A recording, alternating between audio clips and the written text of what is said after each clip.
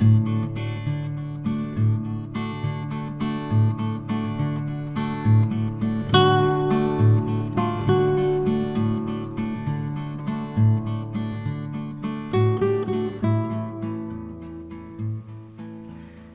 вас в музеї майстерні Івана Петровича Кавалерідзе.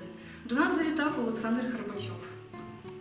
Вітаю вас, Олександр. Я думаю, що, мабуть, цікаво було б всім глядачам, чому саме ця картина? Чому саме ця картина відображає вашу любов до Грузії? Ну, щоб її написати, до речі, це була дуже цікава історія. Я подорожував от з цієї точки на горизонті і проїхав випадково автобус, я просто сів на рейсовий автобус і думаю, куди привезе, там я буду писати. З тюбником, з полотнами. І доїхали до ботанічного саду, це Батумі вдалечі. І я побачив вікно цей краєвид і просто зупинився і вийшов з автобусу і почав його писати. Чому? Ну, перед тим я, до речі, приїхав півгрузії. До цього краєвиду я відвідав Боржомі, Сванетію, Бакуряні, Тбілісі, все Батумі проїздив навколо. І чому, коли говорять про Грузію, навіщо її писати і чому писати? І взагалі, коли ми говоримо про виставку Тбілісурі в музеї Кавалерідзе, це цікава річ не з точки зору мистецької, а з точки зору дипломатичної.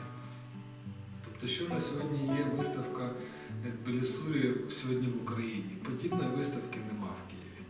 Нема подібної в Україні. Те, що зробив сьогодні музей Кавалерідзе під керівництвом Олександра Юніна, це велика справа, це відбувається вже багато років. І якраз представник грузинських художників сьогодні, ну не сьогодні, а тиждень тому відкривали виставку в Тбілісурі. Це знаково. Грузинський художник, який живе в Україні, в якого дівчина-українка.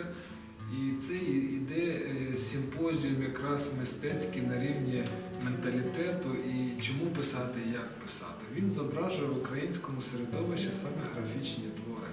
Тобто він, до речі, грузинське мистецтво, воно дуже цікаве своєю неординарністю. Тобто грузинські художники запрошують в усі країни світу, від Франції, Італії, Германії, Польщі, Словакії і так далі. По всьому світу вони їздять і вони востребовані саме своїм мистецтвом, яке не подібно ні до якого. Тобто дивляться на нього і кажуть, так, це дійсно грузинське мистецтво. Чому? Чому?